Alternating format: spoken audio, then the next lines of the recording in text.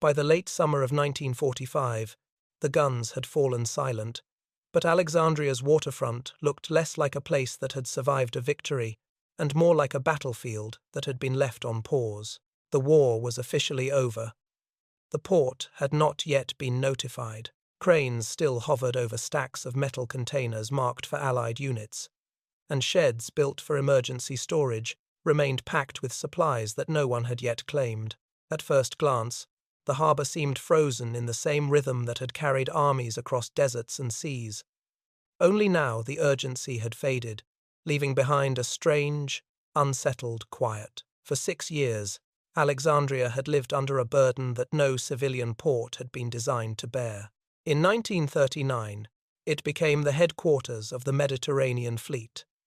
By 1940, its quays were absorbing the shock of repeated Italian and German air raids. None of those raids had erased the harbour, but many had scarred it. Warehouses carried the marks of explosions. Roof beams sagged where firebombs had burned through. Fuel tanks lay dented and patched. Barges and smaller boats, sunk in hurried defensive actions or air attacks, still rested on the harbour floor, adding an unseen layer of obstruction that tugboats learned to navigate around by memory. Victory did not remove these remnants. It merely revealed them. Teams of engineers walked the wharves with notebooks and measuring rods, charting what years of constant loading had done.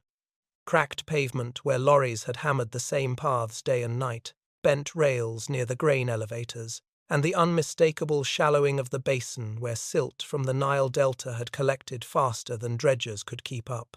Their reports spoke less of catastrophe than of exhaustion. A port that had survived everything thrown at it, but now struggled to define what normal life meant.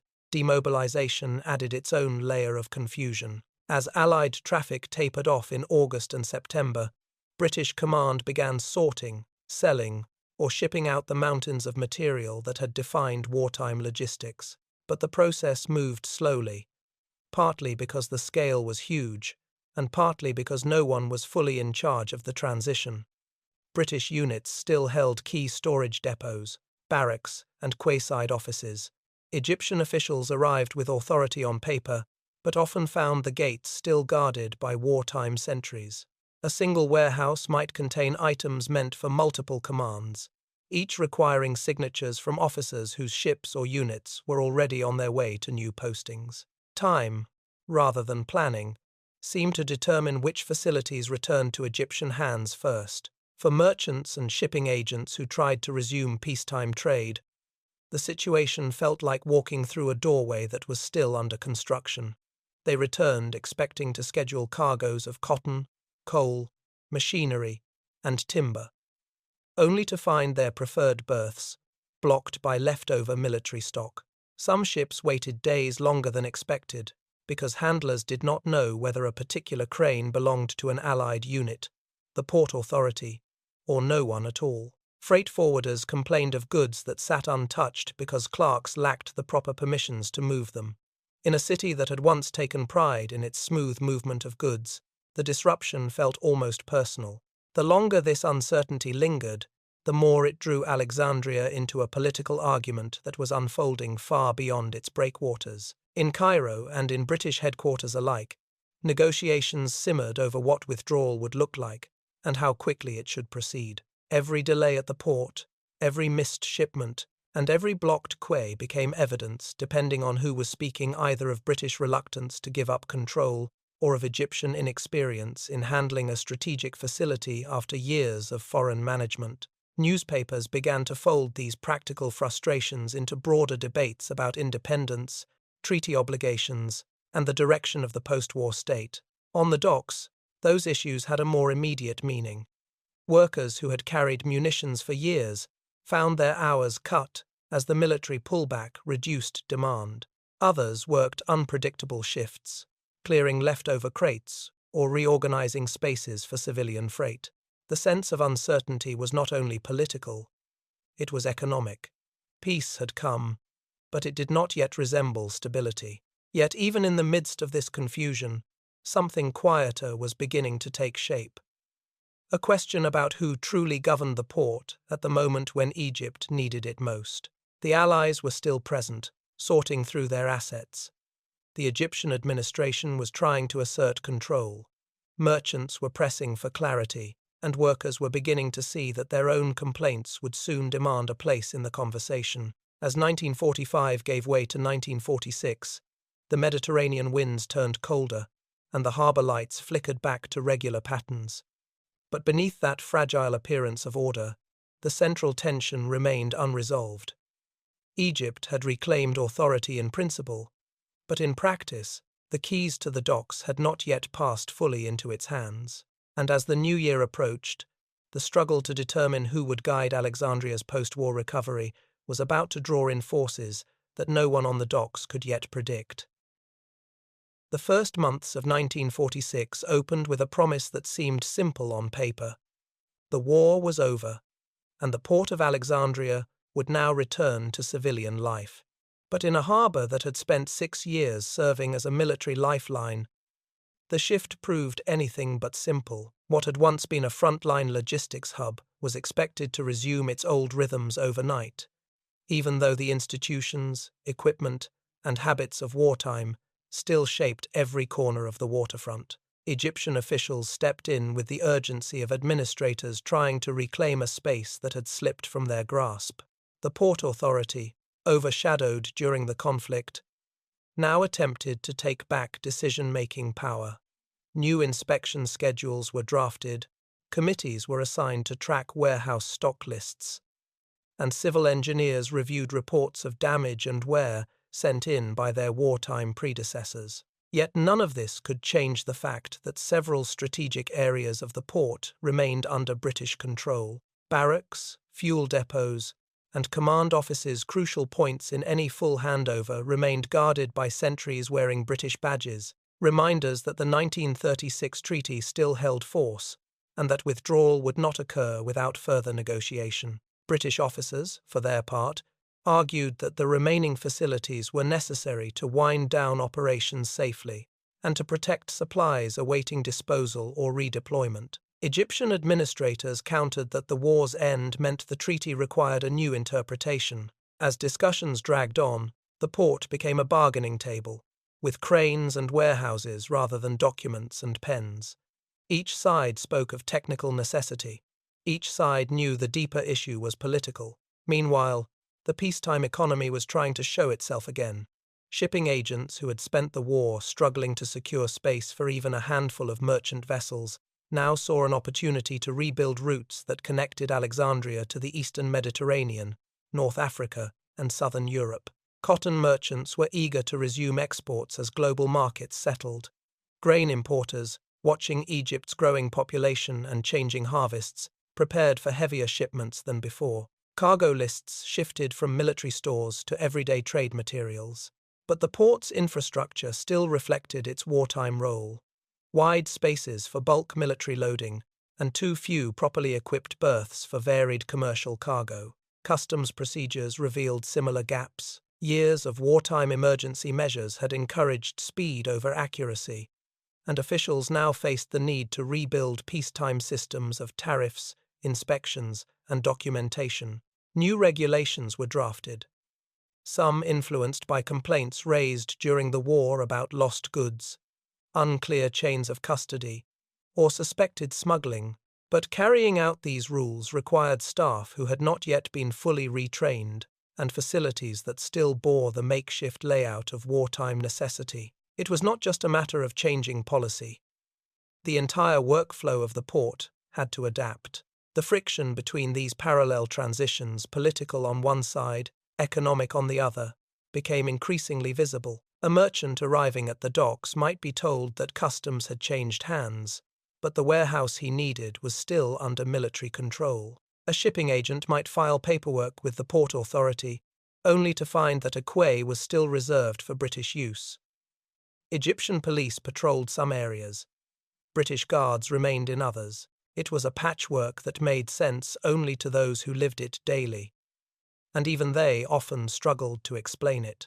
In Cairo, public frustration grew. Demonstrations in 1946 reflected a broader push to redefine the relationship between Egypt and Britain, and the port became one of the most concrete symbols of that debate. Newspapers printed accounts of cargo delayed because a crane between authorities could not be operated, or of disagreements over the ownership of equipment left behind by Allied forces. These were not merely logistical inconveniences. To many readers, they represented a question of dignity and independence. Yet under the noise lay a quieter truth. Egypt was attempting something extremely complex. It was trying to recover a port that had been reshaped by a global war, while at the same time renegotiating a political relationship that had shaped its modern history. Civilian administrators had to plan for the long term, even as they navigated a landscape where authority was still contested. The port's future required coordination, but coordination depended on agreements that had not yet been reached. As months passed, the question of control remained unanswered. British officers continued to insist on phased withdrawal. Egyptian ministers demanded a timeline that reflected the country's hopes rather than imperial precedent. Every delay made the stakes clearer. Whoever controlled the port controlled a key tool of national recovery. But by mid-year, another force began to take shape, one neither government had fully expected. On the docks, among the workers who loaded and unloaded ships, repaired equipment, and managed the demanding rhythms of maritime labor, expectations were rising. With war over and trade shifting, they now looked for stability, fair wages, and safer conditions. And unlike the diplomats and officers debating treaties, these workers had the power to slow or stop the harbor's daily life with a single united action.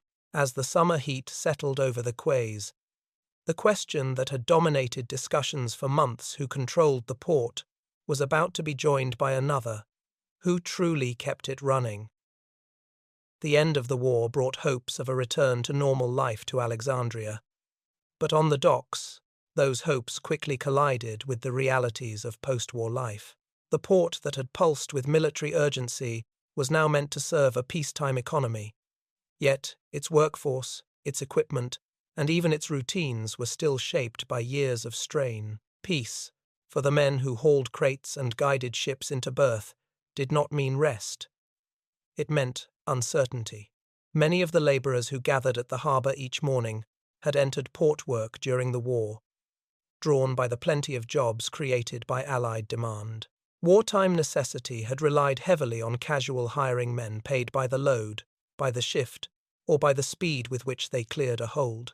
When 1946 arrived, these workers expected that the transition to civilian life would bring stability, clearer contracts, safer conditions, and wages that matched the rising cost of living. Instead, they found themselves caught between shrinking wartime employment and an unsteady return of commercial traffic. Hours changed from week to week. Pay remained inconsistent, and the dangers of working with aging equipment became harder to ignore. It was in this unsettled climate that worker committees began to grow. Some dock workers had formed small associations even before the war, but the post-war years gave these groups a new purpose. Influenced by broader labor movements in Egypt, where teachers, tram workers, and textile laborers were beginning to organize, dock workers formed their own committees, some nationalist in tone, others shaped by left-leaning ideas of collective power. Their demands varied, but the underlying message remained constant. The war was over, and the price of peace should not be carried by workers alone. Tensions sharpened as talks over wages and conditions stalled. Peace rate systems, once tolerated because they offered higher pay during frantic wartime loading, now felt unfair when cargo volumes dropped. Men who risked crushed limbs beneath swinging nets of freight demanded more predictable pay and proper safety rules. Port officials, still navigating the transition from military to civilian control, struggled to respond. Budgets were tight, equipment was unevenly distributed, and administrators found themselves juggling demands from the government, from merchants, and from British officers who still held parts of the harbour. Strikes became a defining feature of this period. Some were brief workers walking out for a day or two to pressure employers. Others lasted longer, particularly when wage disputes collided with political frustrations. Newspaper reports described stoppages that brought entire quays to a halt, leaving ships idle at anchorage and merchants scrambling to redirect goods. The government switched between concessions and crackdowns. Some officials granted wage increases or promised safety reforms. Others accused activists of drawing inspiration from communist organizations, reflecting wider fears that gripped many governments during the late 1940s. In 1947 and 1948, the situation grew even more complex. As the Mediterranean trade network shifted in the aftermath of the war, the port experienced sudden increases in naval and transport activity. The outbreak of the Arab-Israeli War in 1948 added further pressure. Egypt's participation in the conflict meant that warships, troop transports, and supply vessels moved in and out of Alexandria with unpredictable frequency. Dockworkers were asked to handle waves of military cargo, even as their own demands for civilian labor reforms remained unresolved. For the workers, these clashes sharpened a growing sense of injustice. They were important enough to keep the war effort in motion for 1 year, yet were pushed aside enough to have their economic concerns delayed the next. Some strikes focused on wages. Others targeted the unsafe conditions created by equipment that had been stretched to its limits over years of continuous use. A single broken crane could halt an entire quay, and the men beneath it bore the risks. Through all of this, the port's administrators found themselves in an uncertain position.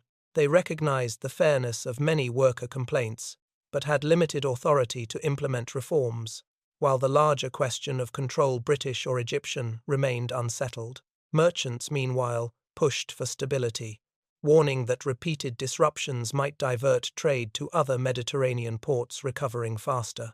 Yet, despite the friction, the strikes did not reflect one single political belief.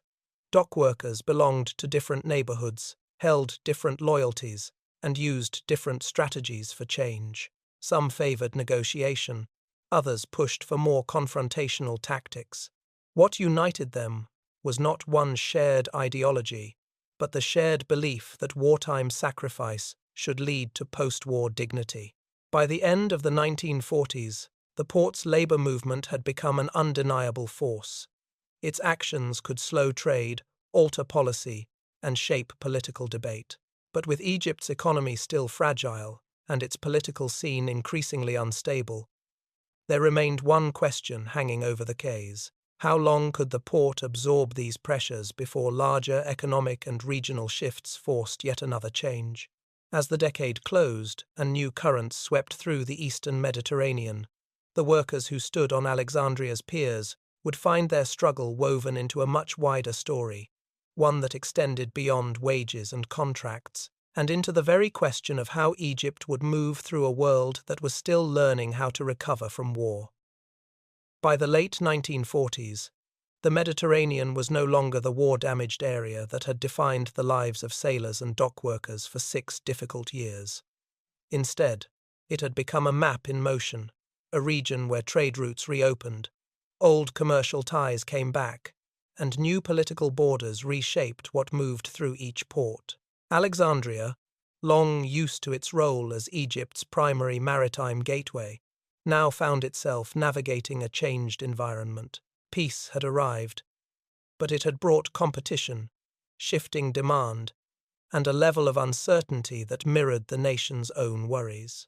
Across the sea, Greece and Turkey began repairing the damage caused during the occupation and conflict. Their economies reconnected with European markets, and shipping companies resumed operations that had been suspended or reduced during the war. This recovery mattered deeply to Alexandria. Before the conflict, the city had served as a major hub linking the smaller ports of the eastern Mediterranean to Africa and the Near East. Now, those same neighbors were rebuilding fleets, modernizing infrastructure, and offering alternative routes to traders who had once depended on Alexandria's reliability. The tension became clear in shipping reports. Some cargoes returned to Alexandria by habit, others by necessity, but an increasing number were drawn to ports that promised quicker turnaround times or lower handling costs. For a harbour already dealing with post-war repairs and labour disruptions, this shift pressed harder on long-standing weaknesses. Egypt's own economy added another layer of complexity. Cotton, its most valuable export, remained the backbone of national revenue. A strong harvest meant ships leaving Alexandria filled with bales destined for mills in Britain, Italy, and beyond. But cotton depended on timing.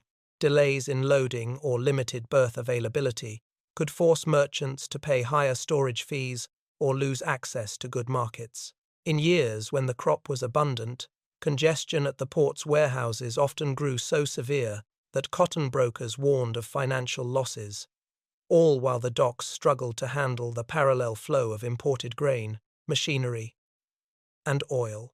Grain, in particular, became increasingly central. Egypt's population rose steadily in the post-war years, and domestic agriculture strained to keep up. Imports of wheat and flour increased, pushed through silos that had not been expanded since before the Depression. During periods of heavy demand, ships carrying grain waited offshore for berths to open, creating long queues and driving up costs. The bottlenecks were not dramatic, but they were persistent, and each one hinted at the same uncomfortable truth. Alexandria was vital, but it was not yet ready for the scale of trade required by a nation stepping into a new era of growth. Competition from other Egyptian ports further complicated the picture.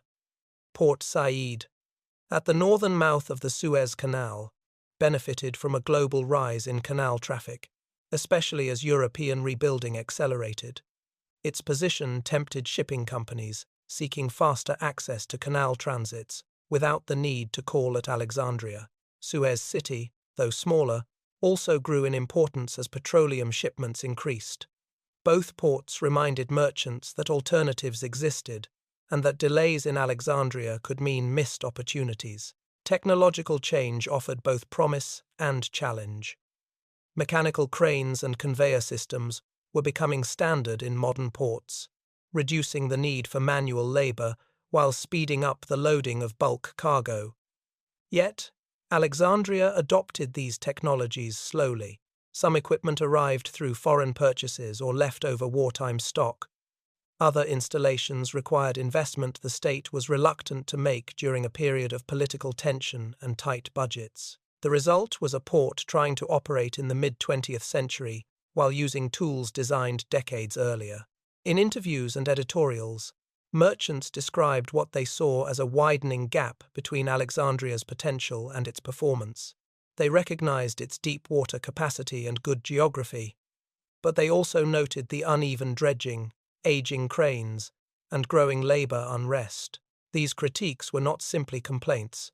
They reflected concerns that Egypt's economic future depended on keeping its main port in step with regional trends rather than falling behind them. Even as Alexandria strained under these pressures, it retained its essential importance. Cotton still flowed out. Grain still flowed in. The city's warehouses continued to hum with the traffic of a region rebuilding from devastation. But the balance grew more fragile with each passing year, especially as rising political tension within Egypt signaled that further disruption might lie ahead. By 1950, the message was unmistakable.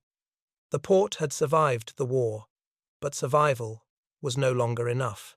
Modernization had become a necessity, not a luxury, and every delay threatened to widen the gap between what Alexandria was and what Egypt needed it to be. Yet, as engineers drafted plans and administrators discussed budgets, a new kind of storm was gathering, one not of trade or technology, but of politics, and in the months ahead, it would test the port's strength in ways the post-war economy never had.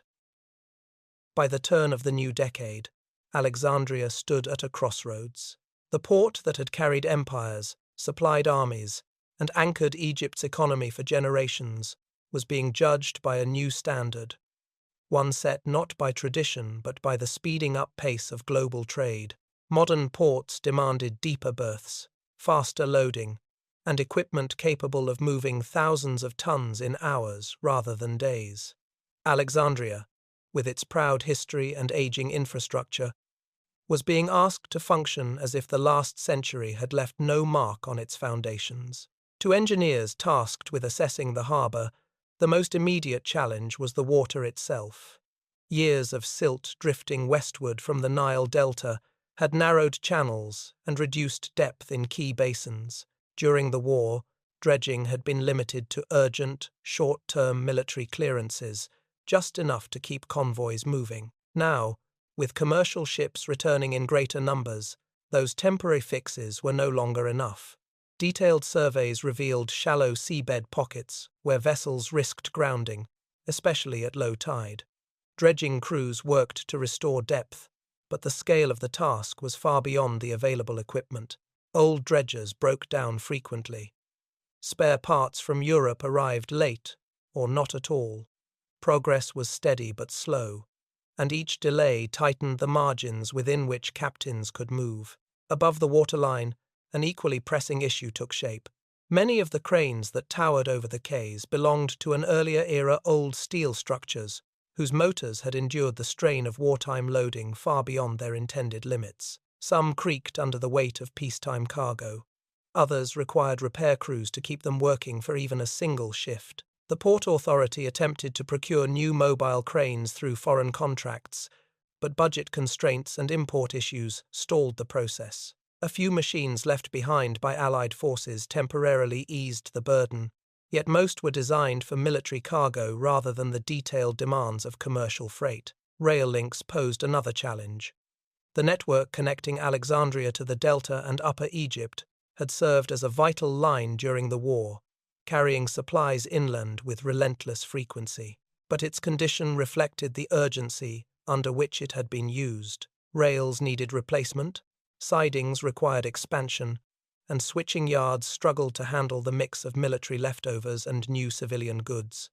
A single bottleneck inland could delay ships in the harbour for days, weakening the confidence of shipping companies already looking at other ports along the Mediterranean. Storage capacity, too, came under scrutiny. Warehouses built in the early decades of the century were never meant to store both the leftovers of a global conflict and the materials of a nation preparing for economic growth. Grain silos strained to keep pace with rising imports. Cotton sheds overflowed during peak harvest seasons. To address these limits, new storage facilities were planned, and in some cases, built long, low concrete and steel structures meant to replace older sheds, repeatedly patched with wartime repairs. But such projects required steady funding, and steady funding was in short supply. Political instability made matters worse. Governments changed, budgets shifted. Priorities were debated in assemblies, where economic planning existed uneasily, beside disputes over independence and foreign influence. Each time money for port modernization was proposed, it competed with demands for education, defense, public housing, and debt repayment. Even when funds were approved, the process of acquiring foreign-made machinery required talks with suppliers who now served a world full of countries competing for reconstruction. Despite these obstacles, there were moments of optimism. Engineers spoke of long-term plans to widen berths, strengthen breakwaters, and introduce conveyor systems for grain. Merchants praised small improvements, a repaired crane here, a newly dredged channel there. Dockworkers, too, recognized the potential benefits of better equipment, knowing that safer machinery could reduce accidents and stabilize workloads. But optimism alone could not overcome the larger structural forces pressing on the port. Throughout 1948, 1949, and 1950, the pace of modernization resembled the movement of a vessel against a strong current. Progress was visible but slow, and every gain seemed matched by a new setback. A crane repaired in spring might fail again by autumn. A dredging program launched with promise might stall when spare parts were delayed at another port on their way to Egypt. The harbor's administrators submitted reports admitting both achievements and shortcomings, framing them within the tight limits of a nation balancing ambition with limited resources. For foreign observers, Alexandria's struggles looked like those of many post-war economies. Too many urgent needs, too few funds, and a political climate still adjusting to the changes unleashed by conflict. But inside Egypt, the port's difficulties were understood differently. They became evidence cited by workers, merchants, and politicians alike of the need to redefine how the country managed its most important infrastructure. By 1951, these pressures had begun to come together into something more explosive. Modernization was moving forward, but not quickly enough. British forces still maintained pockets of control. Labour groups were increasingly organised, and the nation's political leadership faced growing criticism over its ability to guide Egypt into a new era. The port, once a symbol of resilience, was becoming a symbol of unresolved tension. And just beyond the breakwaters, forces far more political than mechanical were preparing to test whether its slow progress could withstand the storm that was coming. By 1951, the unease that had moved quietly through Alexandria's harbour for years was beginning to harden into something sharper. The port had endured war, struggled through recovery, and inched its way toward modernization. But beneath those practical challenges lay an older conflict, one rooted in questions of independence, identity, and the long shadow of the 1936 treaty. That question now returned to the forefront, carried not by foreign fleets or air raids, but by the rising tide of Egyptian political determination.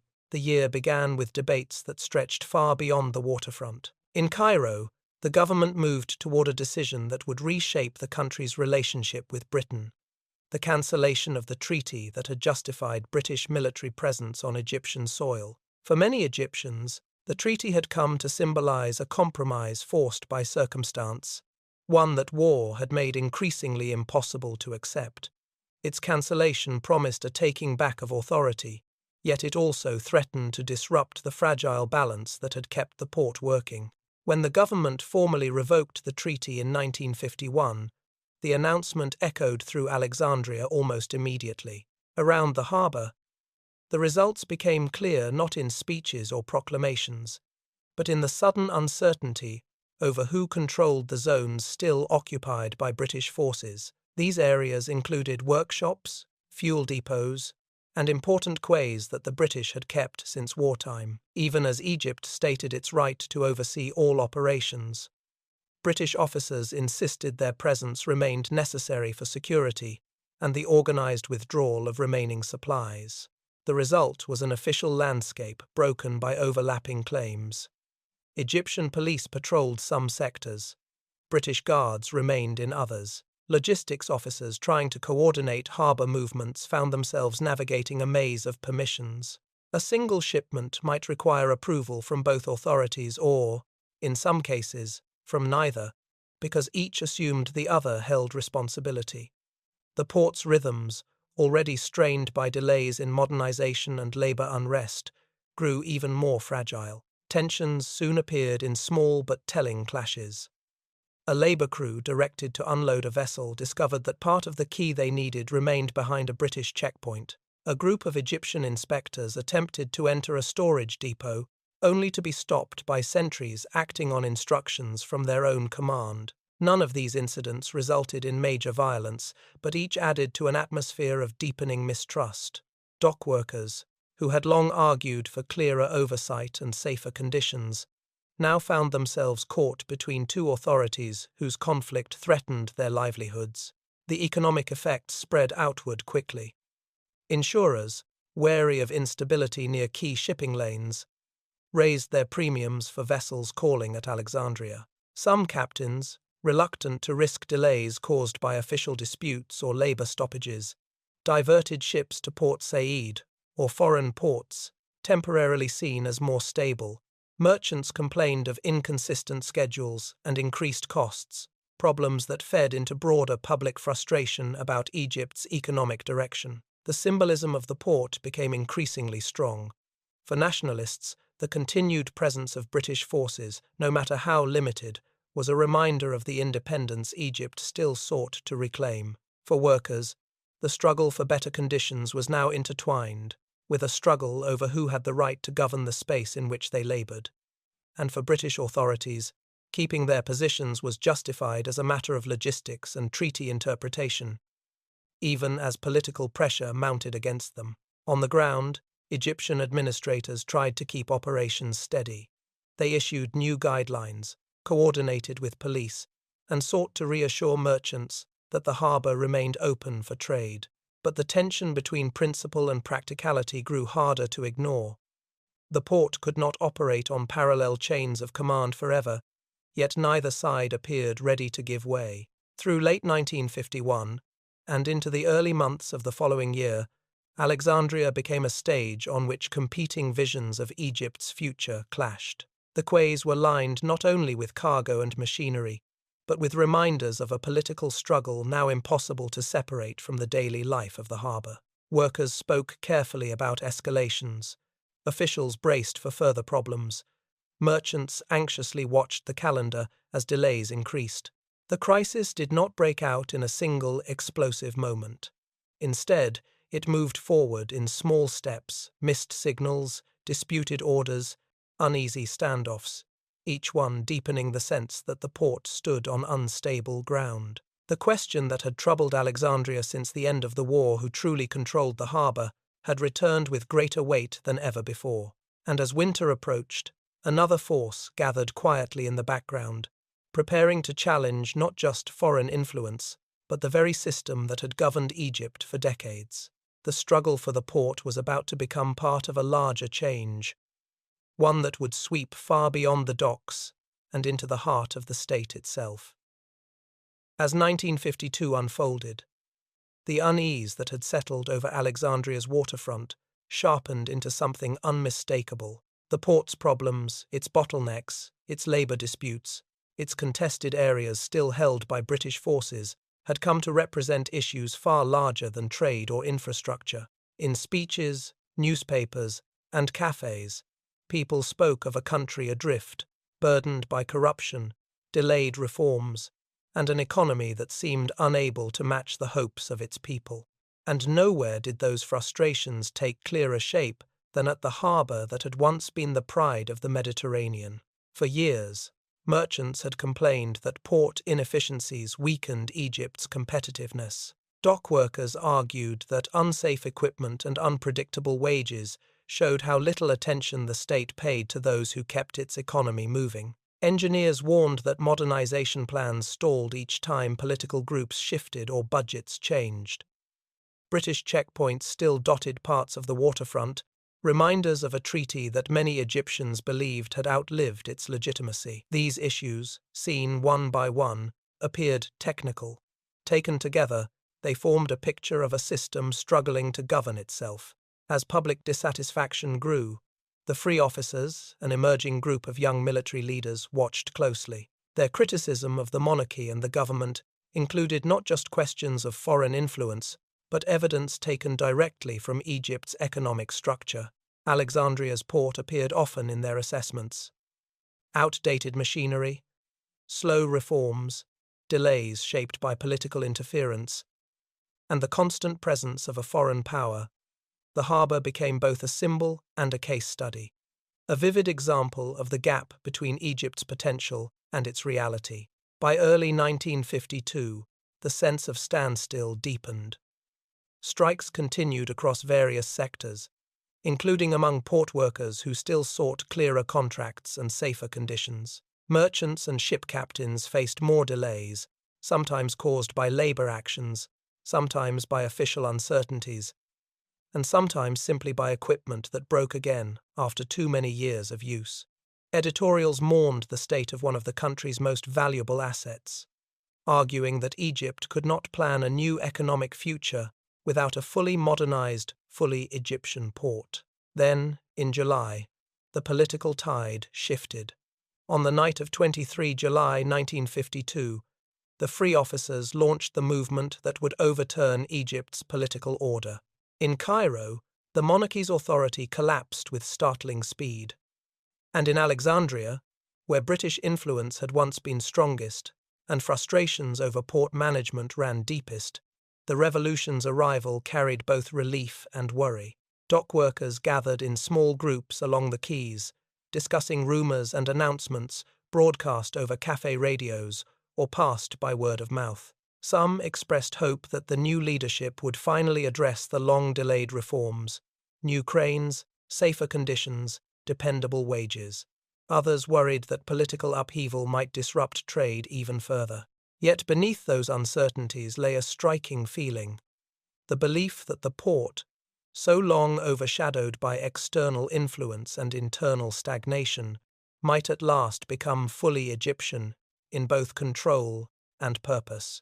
In the weeks that followed, the new government took steps to steady operations.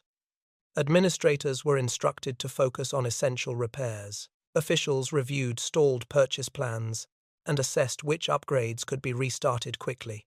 The aim was not a dramatic change, but steadying the harbour after years of uneven management.